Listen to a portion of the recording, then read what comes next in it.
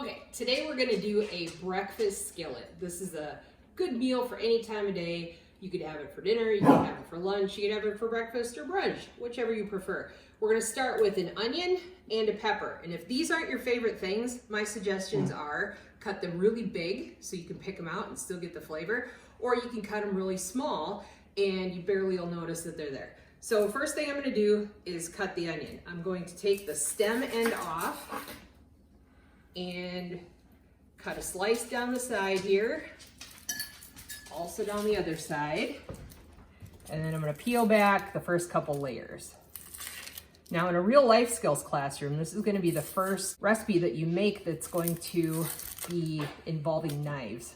So as we progress through the unit, the recipes are going to get harder and harder and more have more steps to them. Okay, so I've left the root on this onion and I've peeled off all the other layers. Now I'm just going to cut down into the onion 3 or 4 times. You can maybe go across like this, make a tic-tac-toe. Okay, and then just cut down through the onion and you'll give yourself a nice little medium-sized dice. Okay, once you get to the root, I just kind of cut around it and then go back over those longer pieces that may be left behind here, like this one. Okay, and then just chop it up a little bit more. If you want it finer, you can just go back over one more time. And this is going to go right in our frying pan with some butter. I'm gonna use about 2 tablespoons of butter. Now you learned from your butter measuring worksheet that 2 tablespoons, if you don't have a label on your butter, it's hard to kind of tell. About this much, maybe an inch piece of butter is about 2 tablespoons. And this is going to be dependent on how many people you make it for as well. Okay, so I'm gonna get this in my frying pan and get it melting. Then I'm gonna put my onions in as well.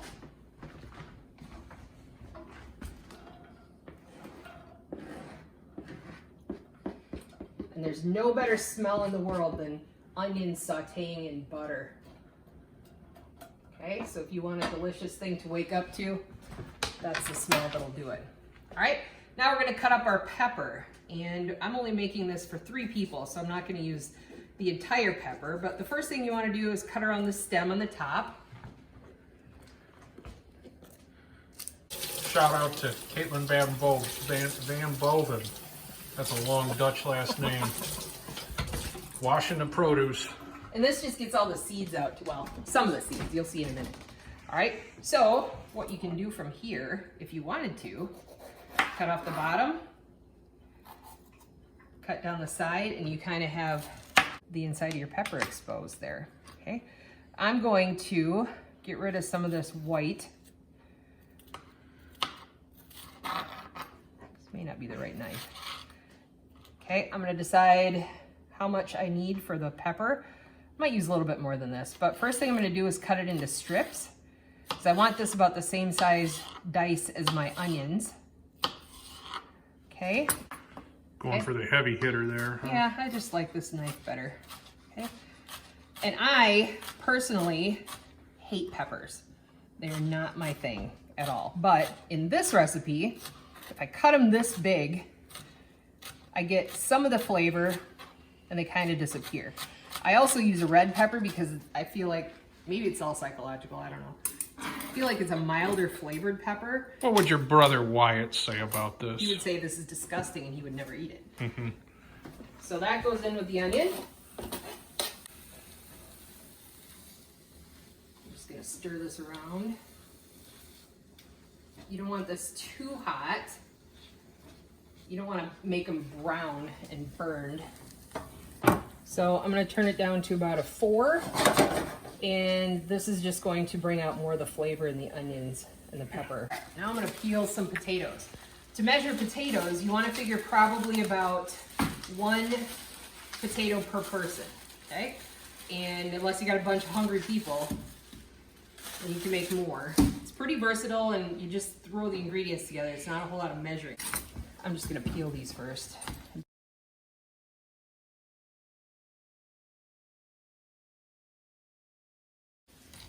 Believe it or not, most of my accidents in the life skills class have come from kids using peelers, not knives. Whoa. If there's blood, it's usually because of a peeler incident. Where kids peeled their finger versus Not a knife, huh? cutting it. Not a knife, no. So I always peel away from you. You can also do like this. I don't know. I like going away from me. I feel like it's a little bit safer. You do you. Whatever feels comfortable. Whatever your parents teach you. So I peeled my potatoes and I gave them a rinse, and now I'm gonna cut them up. And you wanna get these kind of small because they're gonna get fried. So I make my hand into a tunnel on both sides of the potato and then cut down straight through and then put the flat side down. You always want to try to make a flat surface. If you can't cut through the potato, put your hand down on the blade, fingers out. Don't do like this because you could cut yourself, okay? So flat hand, and if it's really hard, you can put a towel on your blade and then push. That way you don't hurt the palm of your hand, okay? So I'm just gonna cut these in half, cut them in half again. Maybe 2 at a time, okay?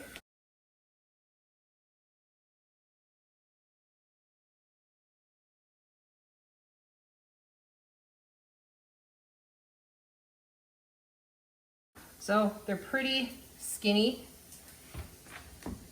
That one didn't get skinny. I'll make him this big. Because you want them to cook kind of fast. Yeah, make them nice and skinny, just like me. Not after this quarantine. That's right. So this just all goes right into the skillet together. All right, we're gonna stir that in. Now at this point, if you feel like you might need a little more butter, throw some more butter in. Okay? But Never hurts. Never hurts. Some is good, more is better. With butter and bacon. All right? Oh, yeah. So that's probably enough for 3 people. If you had a bigger family, you'd want to use more. I'm going to put the lid on this. And in the meantime, I'm going to brown some sausage to throw in here as well. If you wanted to, you could do that first so that you only use 1 pan and then put it aside, do your peppers and onions, and then add it in at this time. I'm going to do it separately because I have time. So you want to put this on for 10 minutes to start with. So I'm going to set a timer, and you want to leave this lid on. So you do want to come by every once in a while and just kind of give it a shake, all right? And make sure that you're stirring things up a little bit. But the lid is going to keep the heat in there, and it's going to cook the potatoes faster. So don't remove the lid unless you have to. You want to keep that heat contained. Just give it a little shake every once in a while. Give it the bottom of shake. Bottom of shake. Okay, so I just have here a regular Meyer pork sausage breakfast roll. Just about any will do. Yep, I cut it in half, and because there's only 3 of us, so I'm just going to use half of it. And I'm just going to put this in my pan. Squeeze it out like toothpaste. All right, and then we're going to bust that up and brown it so that it looks like taco meat. Great with flavor too. So I'm using my favorite tool, the Mix and Chop from Pampered Chef. My least favorite thing to clean. Yeah, and like we said, just about any kind of sausage will work, except for one. I would not recommend the maple flavored sausage. Right, Heidi? Chris is not a fan of the sweet and sour mixed together. So, all right, so we're gonna let that go. Brown it up. We'll be back in a bit.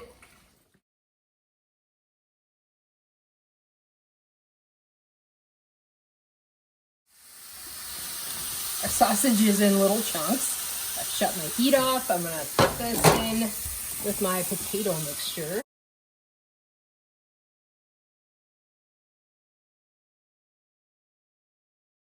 Now at this point, if you feel like you might need a little bit more butter in your potatoes, especially if you were making a big batch for a lot of people, you can add some now, but the fat from the sausage is going to make it so that it's not going to stick.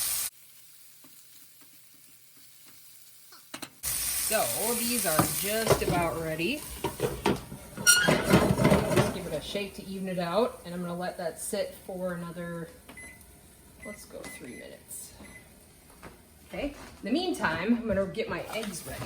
Well, I figure 1 or 2 eggs per person. I'm going to do 4 eggs.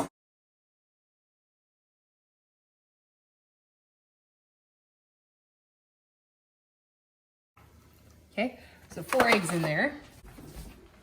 And I'm gonna add about that much milk. A couple teaspoons, a couple tablespoons. Notice that my area is also clean because I took the time while my mixture's cooking to wash my dishes and clean as I go.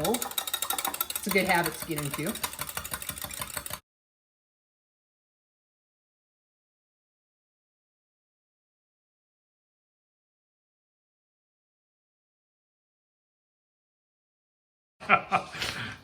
I like Heidi's face when she's beating the eggs.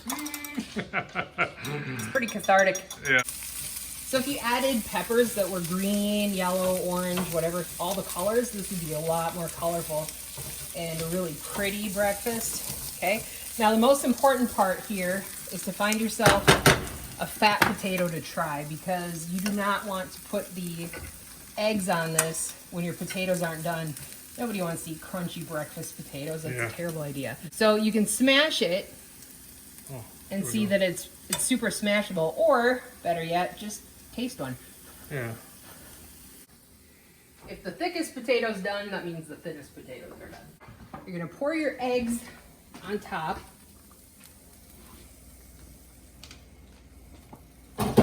And then just kind of mix them around. All right? You don't want to scramble it all in. You want it to kind of just sit. It's a little bit like a frittata this way. Eggs cook pretty fast, so you want to make sure that you keep an eye on this. Once you start seeing it get a little bit more done on the outside here, you can go in and kind of move it. Move it towards the center. Yeah. Okay. There's a lot of shaking going on in this recipe.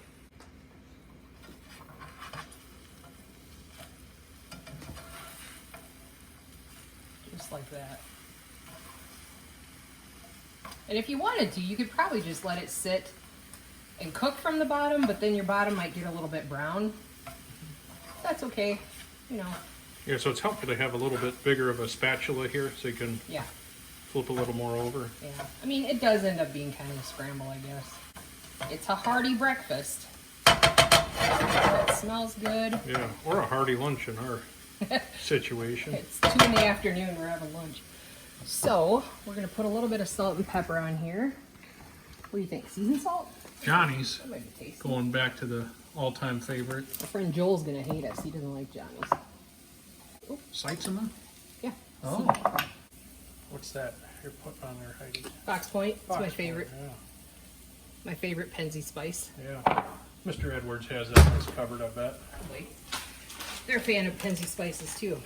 All right, then I'm gonna throw on a little bit of 3-state cheddar, whatever kind of cheese you want. Top shelf. Cheddar melts the best.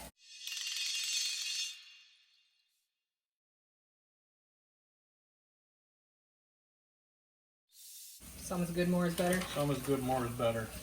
So at this point, you can just shut the heat off. Actually, move it off the heat, and the heat from the pan is gonna melt the cheese. Look at that. Yeah. Brilliant. Looks pretty good. So now you have a breakfast skillet, a hearty breakfast, lunch, or dinner with pretty simple basic ingredients. You've learned knife skills, you've learned scrambling skills, and this is a big, nice meal for a bunch of people. So enjoy yourself. Thank you, for Miss cooking. Bonema. Hey, thanks for watching.